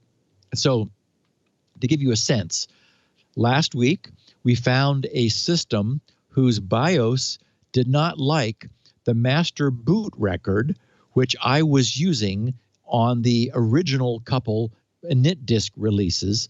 And that was the MBR, the master boot record from Windows 2000, which is a highly regarded way to boot. And I deliberately chose it for its maturity and its assumed compatibility. But that system did like the MBR from Windows 7, because remember that the master boot record is a little table of 4 entries describing the partitions that follow, but it's actually executable code. So it matters what's in there. It's not just the table. The BIOS doesn't know about an MBR. It just knows to jump to the beginning of the first sector of the media, which then is a series of instructions that takes control, scans the table, looks at the entry, and then jumps out to the proper partition and runs its first sector in order to begin booting the OS. Anyway, we're now, as a consequence of having discovered that there was a system that doesn't like the Win2K, we're now using Win7 as the master boot record, and so far nobody's had a problem with it. we got an increase in compatibility, which of course is my goal. Also, somebody had a USB thumb drive that just refused to work on his Win 10 machine. He was able to bring up a temporary Win 7 PE system where it would work. And since my clear goal has been to create a single USB formatting utility that easily and always works everywhere for everyone, I needed to figure out what was going on. We struggled with that one for a couple days, trying all kinds of different things until I realized that something about the history of that particular USB stick and his particular Windows system had to be the problem. So now InitDisk explicitly deletes any prior drive mounting history for that device as it's formatting it. And it completely cured his problem. So again, who knows how many other people would have been hit by that? Now they won't be. And then a couple of people have dying drives that are in really bad shape, so bad that they like barely benchmark.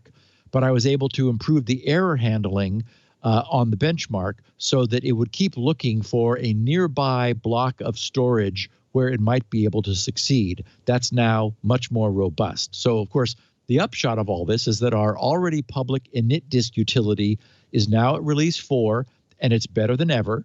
And this is the technology that the read speed benchmark Windows Prep utility will be using, as will the next SpinRite. So because we're going to be off next week with a Christmas flashback best of edition, that's 2 weeks before you're going to hear from me again. And I'm sure I'm going to be telling you that it's ready for you to all play with. Whoa, so I'm excited about that. Exciting. So you're we'll going to start off the new year working hard on Christmas with week. that good announcement. Yep. I love it. All right, Steve, you want to take a break? Yeah, I do.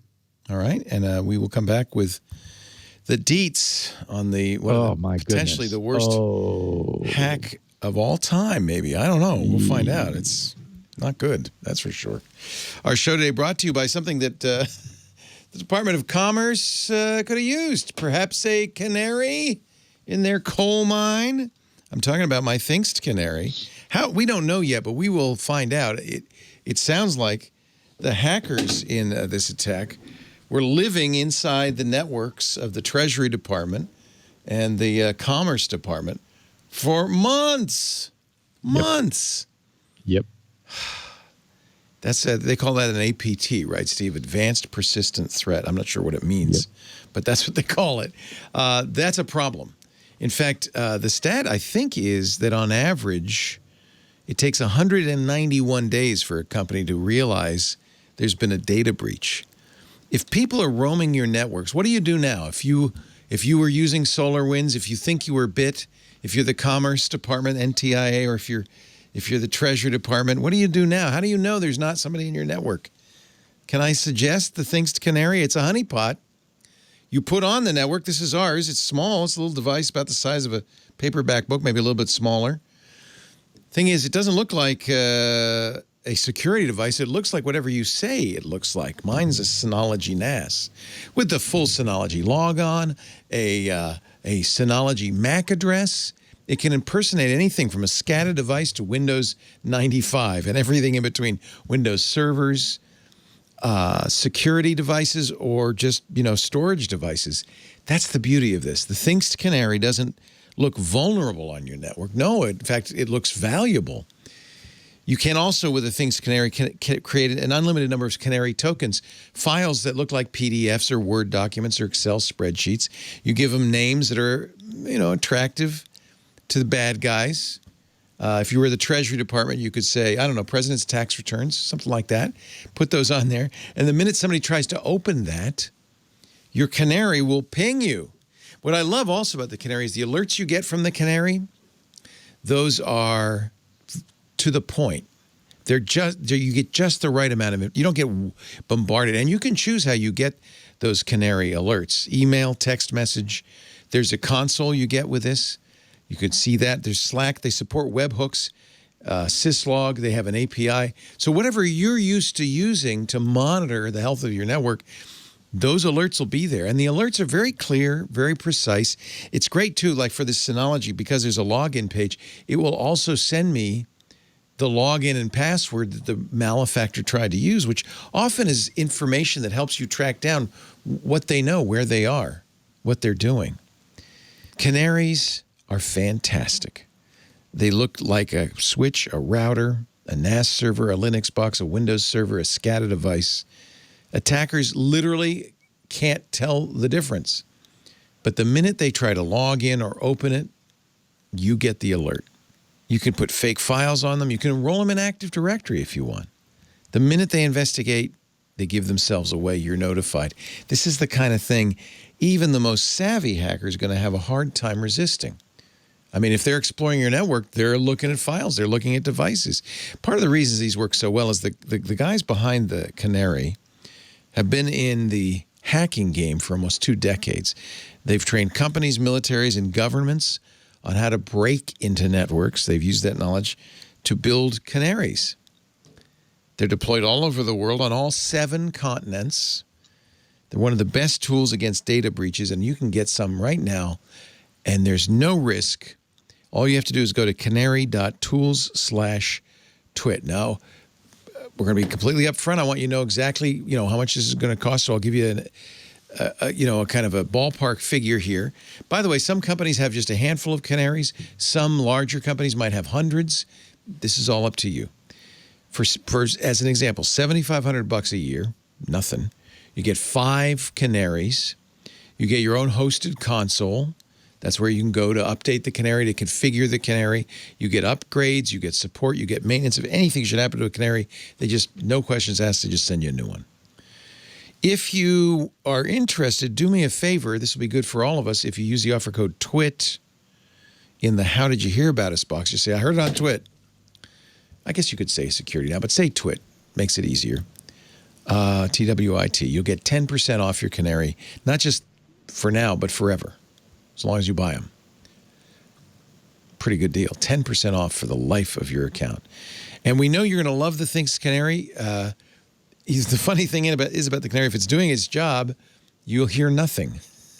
It's only when you're under attack that you're going to hear anything. So a quiet canary is a happy canary, at least a happy canary owner.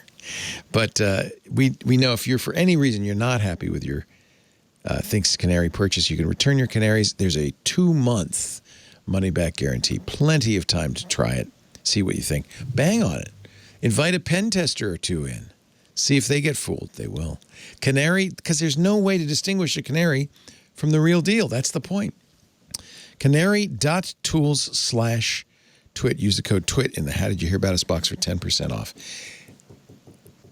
Commerce, Treasury, this is what you need. Canary.tools/twit. Don't you be making the headlines as the latest.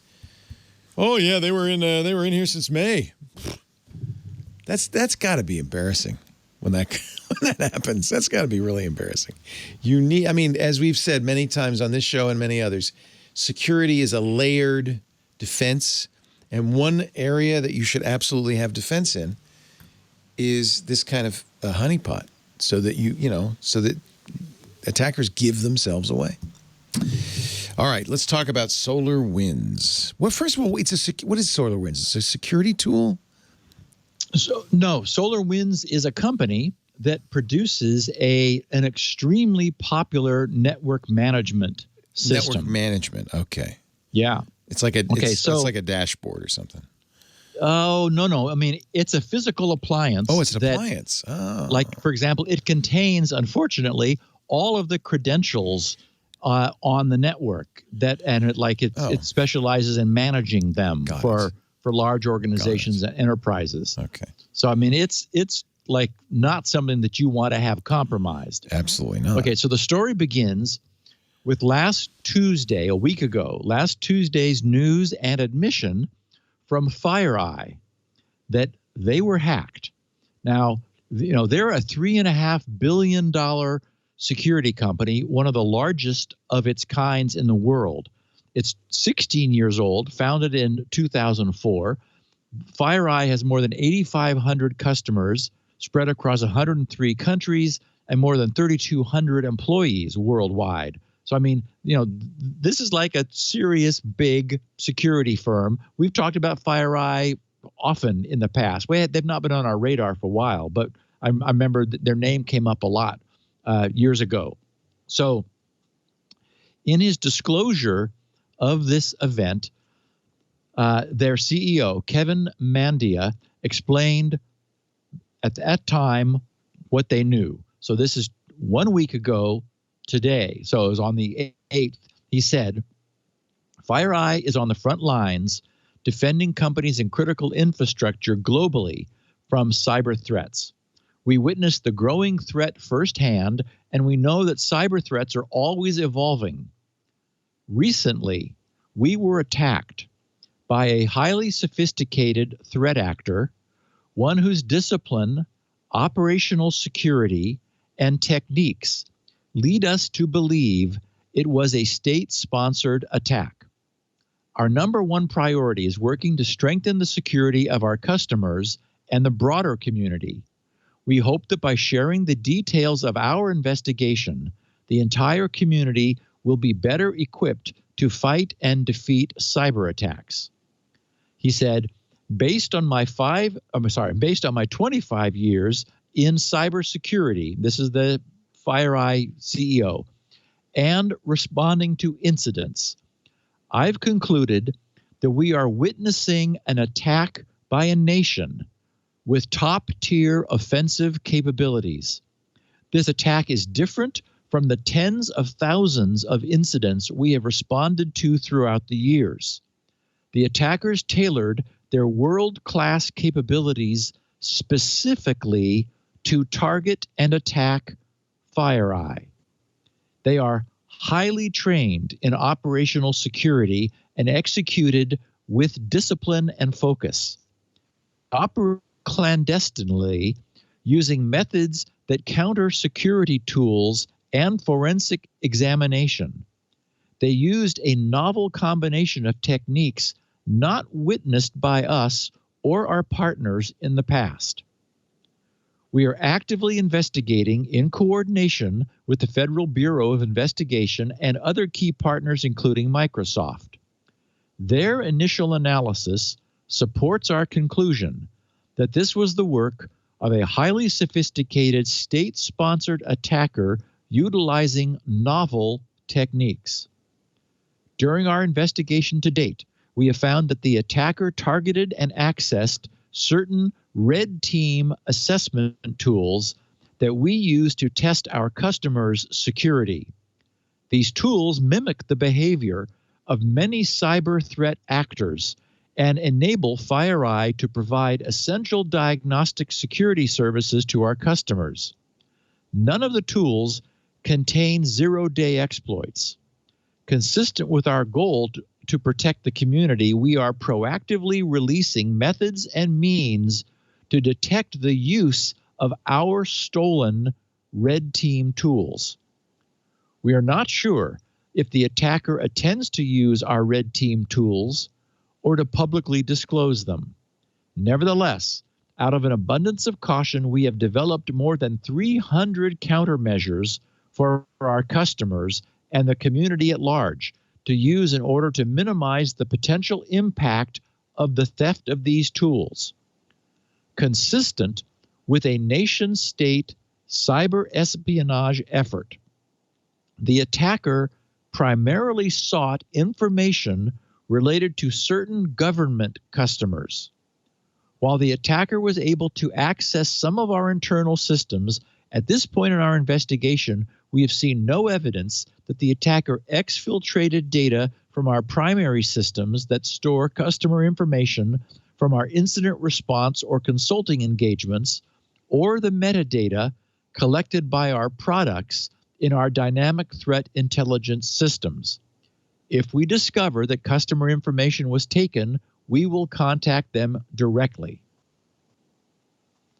Okay, so that was exactly 1 week ago. Then, 2 days ago, on Sunday, the other big and startling shoe dropped. We'll stay with Kevin for the moment. His Sunday update posting was titled, "Global Intrusion Campaign Leverages Software Supply Chain Compromise." FireEye, discovered the bad guy's point of entry. Kevin wrote, "In our announcement on December 8th, we stated we would provide updates as we discovered additional information. In order to ensure that the broader community is aware of the evolving threats we all face. As part of that commitment, we want to provide with the following update on our investigation.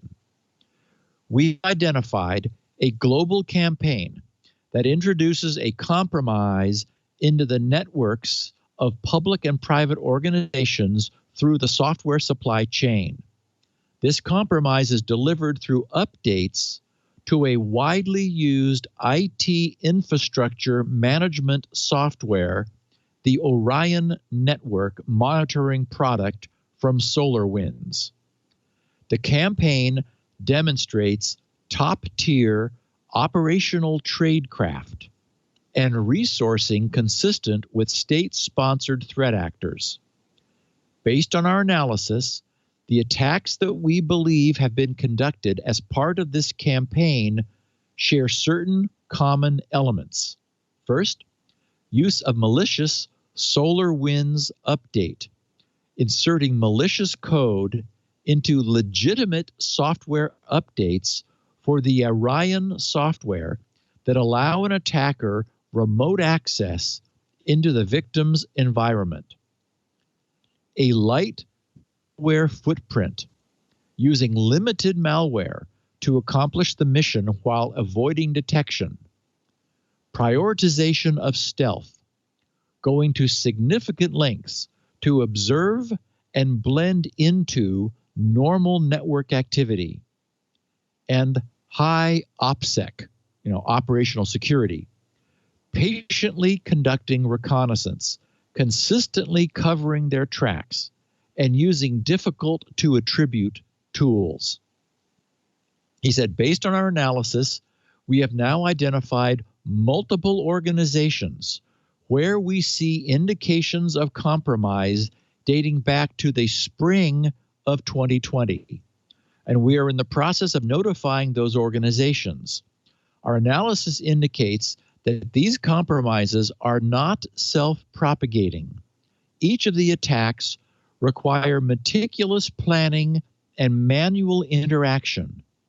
Our ongoing investigation uncovered this campaign, and we are sharing this information consistent with our standard practice. We have been in close coordination with SolarWinds, the Federal Bureau of Investigation, and other key partners.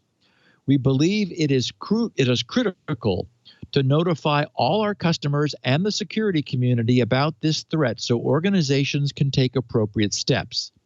As this activity is the subject of an ongoing FBI investigation, there are limits to the information we're able to share at this time. We have already updated our products to detect the known altered SolarWinds binaries. We are also scanning for any traces of activity by this actor and reaching out to both customers and non-customers if we see potential indicators. FireEye's mission is to make our customers and the broader community safer. We're methodically uncovering and exposing this campaign piece by piece and working to prevent future attacks. It will require coordinated action by public organizations to fully expose and mitigate this threat, and we intend to continue our efforts. So then, the interesting technical details.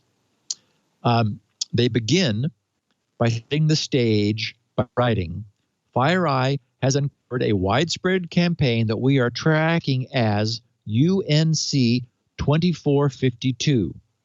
The actors behind this campaign gained access to numerous public and private organizations around the world. They gained access to victims via Trojanized updates to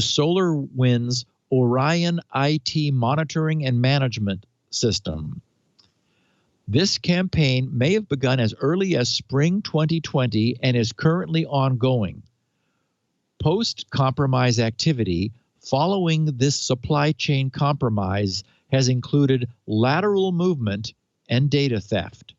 The campaign is the work of a highly skilled actor, and the operation was conducted with significant operational security. Then they get into the details.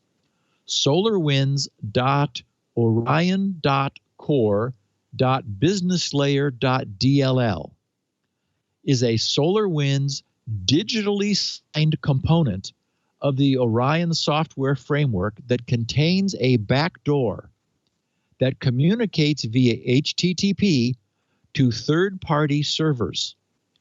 We are tracking the Trojanized version of this SolarWinds Orion plugin as Sunburst. So that's their name for the malware. And of course, and I'll just take a moment to say, note that this Trojan was digitally signed by SolarWinds. I've seen a picture of the cert on March 24th of this year.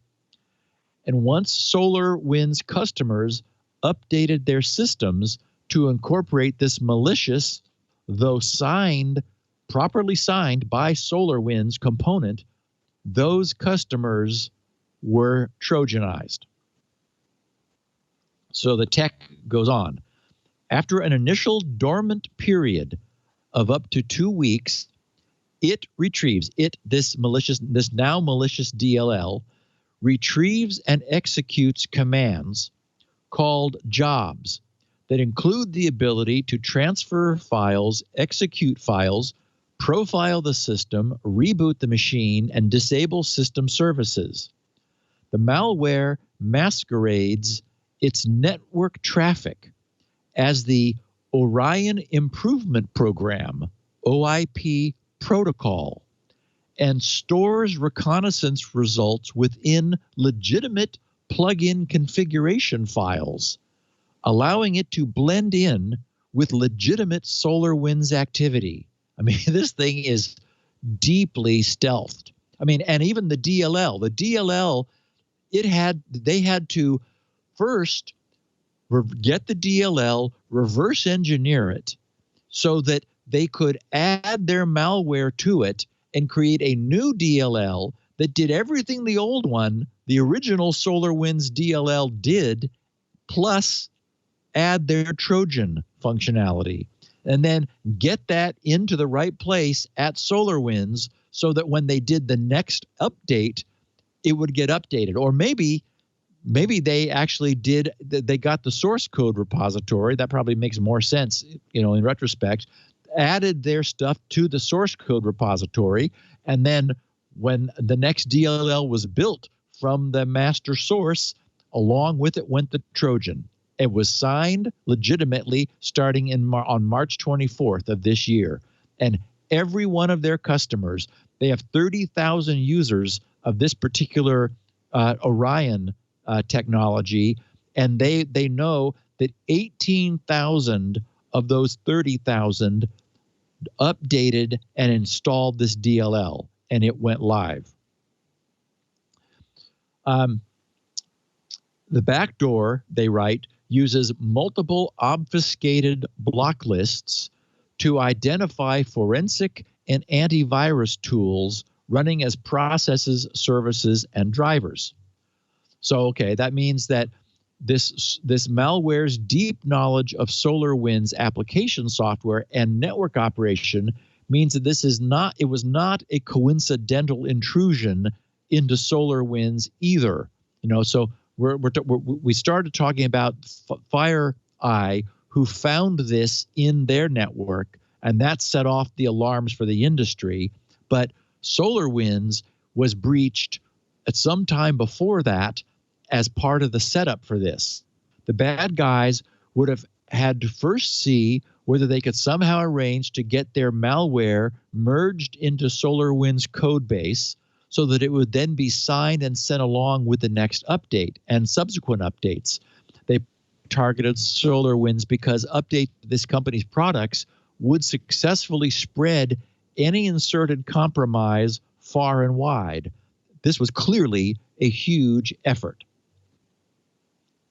The tech note says multiple Trojanized updates were digitally signed from March through May of 2020 and posted to the SolarWinds updates website.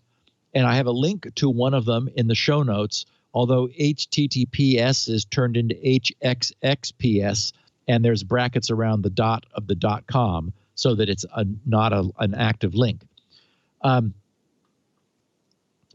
anyone who's interested. That Trojanized update file is a standard Windows installer patch file that includes compressed resources associated with the update, including the Trojanized solarwinds.orion.core.businesslayer.dll component. Once the update is installed, that malicious DLL will be loaded by the legitimate solarwinds.businesslayerhost.exe or solarwinds.businesslayerhostx64.exe, depending upon system configuration. After a dormant period of up to 2 weeks, the malware will attempt to resolve a subdomain of avsvmcloud.com. The DNS response will return a CNAME record that points to a command and control domain. The command and control traffic to the malicious domains is designed to mimic normal SolarWinds API communications. Of course, this would allow the malicious traffic to slip through malware-aware intrusion detection systems. The list of known malicious infrastructure is available on GitHub's webpage. FireEye, they wrote, has detected this activity at multiple entities worldwide. The victims have included government, consulting, technology, telecom, and extractive entities in North America, Europe, Asia, and the Middle East. We anticipate there are additional victims in other countries and verticals. FireEye has notified all entities we are aware of being affected. We're currently tracking the software supply chain compromise and related post-intrusion activity as UNC 2452. After gaining initial access, this group uses a variety of techniques to disguise their operations while they move laterally. This actor prefers to maintain a light malware footprint, instead preferring legitimate credentials and remote access for access to a victim's environment. This section will detail a few of the notable techniques and outline potential opportunities. So there's a lot more in this that gets us down into the weeds. So these folks were really clever. The more details that emerge, the more you realize how much time and attention the malware authors put into this campaign. For example, the IP addresses used for the campaign were obfuscated by VPN servers, which were deliberately located in the same country as the victim, so that the victim was using near country IPs, not, for example, some IP in Russia or China or somewhere that might itself have raised suspicion. Local VPN server endpoints were set up just for this purpose. So, what we know. SolarWinds networking and security products are used, as I said, by more than 300,000 customers, including Fortune 500 companies, government agencies, education institutions. They used to have a page, SolarWinds did, bragging about all their customers by name. But, gee, I wonder what happened. It's disappeared from the internet, and I looked on the Internet Archive, and it had been removed from there too. So they're not at the moment bragging about their customer base, since that would provide a list of targets. They also serve several major U.S. telecommunications companies, all 5 branches of the U.S. military, and other prominent government organizations such as the Pentagon, the State Department, NASA, the NSA, the Postal Service, NOAA, Department of Justice, the Office of the President of the United States. So it's not difficult to imagine the frantic scurrying that has been going on over the past several days. We don't know how like when exactly FireEye learned what we now know they know. So there may have been like early access within the government before they made their Sunday posting. The U.S. Department of Homeland Security, the U.S. Treasury, and the U.S. NTIA are all confirmed victims. In an SEC filing, SolarWinds confirmed that the Trojanized updates were installed by more than 18,000 of their customers.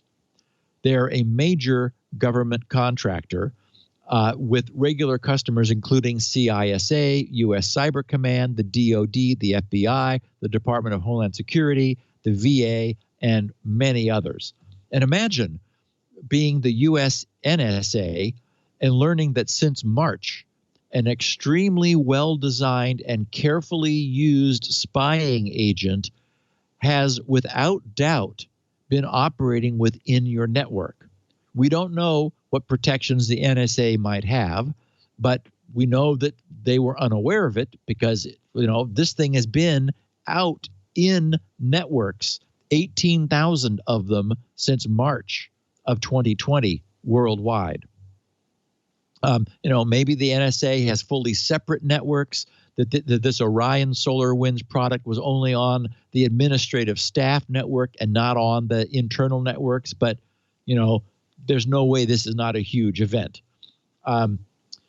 Citing industry sources, Reuters reported that despite a broad install base for the Orion platform, the attackers appear to have focused on a small number of high-value targets, leaving most Orion customers unaffected. And of course, this is exactly how you would act if you had just landed the golden goose of all intrusions, arranging to have self-installed into many ultra-high value targets. You would want to protect that. You would not want to be attacking low-value targets where the opportunity of being discovered was too high, not worth what you get in return. Other people familiar with the situation told the Wall Street Journal that the Russian Foreign Intelligence Service is believed to be behind the attacks, and that, quote, hundreds of thousands of government and corporate networks, unquote, have been opened to potential risk, making it a notable attack that goes far beyond the garden variety espionage attempt. Now, hundreds of thousands of government and corporate networks, that seems like a bit of an hysterical exaggeration, but it's true that any networks that were accessible by any of the compromised networks would have been put at risk through lateral motion. And, Leo, at the Russian embassy in Washington, D.C., someone pressed a keyboard macro, which apparently automatically typed the response, "The reports are unfounded attempts of the U.S. fake media to blame Russia." Of course. Anyway, yes. It is hard to attribute these things. How is it that they seem so confident that it is Russia and Fancy Bear and all that? Maybe we kind will of their learn. Fingerprint in a way of how these guys operate. Again, because this is an ongoing investigation, they're not saying at this point, but they are saying that it is Fancy Bear. If SolarWinds knows how the bad guys gained that first foothold within their enterprise network, they're not saying yet publicly. And of course, the enduring trouble is that networks are networks of computers. We all know that once a single computer has been infected with malware, the nature of malware means that it's never possible to fully trust that machine again. You and I, Leo, have been talking about this for years. You just don't know that you got it all. And this, of course, would be especially true for this presumed ultra highly sophisticated attacker. But what makes matters so much worse is that it wasn't a single machine that was attacked, but a highly connected network management system, which itself in turn had access to any number of other machines on the network. We know how good these perpetrators are, so they may well have planned ahead for the day that their hack was discovered by planting entirely different malware in targets they don't want to lose access to after the way they got in has been closed. I'd be surprised if they hadn't. And to make matters worse, it turns out that Orion had been, and I'm using the past tense, a highly trusted component, which by design was trusted to hold and deploy credentials, including the domain admin, Cisco router, software root and enable credentials, ESXi and vCenter credentials, AWS, Azure, Cloud Root API keys, and much more. If you had the malicious Orion component on your network, all of those credentials must be considered to have been compromised now. And let's not forget that these cretins had been crawling around since the end of March of this year. The mistake they made, and they probably didn't make it until they had already done a lot more damage elsewhere, was in attempting to crawl around within FireEye's network. Something tipped off FireEye to the presence of this extremely stealthful intrusion. If it weren't for FireEye's detection, SolarWinds would still be unwittingly distributing malicious components, and this probably Russian espionage campaign would still be going strong. Wow. So it was just the fact that a week ago, something happened that FireEye noticed and said, "What? Wait, whoa, what is that?" And that's the only reason we know about this. It's been since March 24th that cert was signed containing the first update that was malicious. So since then, some group believed to be Russian had access. And we know from FireEye's forensics that these guys were really, really, really good. They did not want to get caught. They wanted to stay. Mm-hmm. Wow. It's an amazing story. And I think we'll never really know the whole story. I mean, this is not the kind of thing that True. is told. It'll blow over, and maybe the next presidential administration will put some sanctions on Russia for this behavior if attribution can be made sufficiently clear. We'll see. And the tools that they got, the FireEye tools, do we know much about them? Yes, actually, because FireEye is so embarrassed, they have published a whole bunch of stuff on their GitHub page. Okay. So, they now no longer feel that these tools are proprietary. Secret, yeah. Yep. Yeah. Yep. It kind of reminds me a little bit about when the NSA hacking tools were breached, and they caused endless problems as they were reused in malware attacks, and it's bad when these things get out, among other things. All right, Steve. Well, I was hoping you would cover this because the story broke on Sunday right before TWiT, and there wasn't much to say at that time, but I've been watching it with interest, and now we know so much more, even in a couple of days. Yeah. So thank you for doing that update.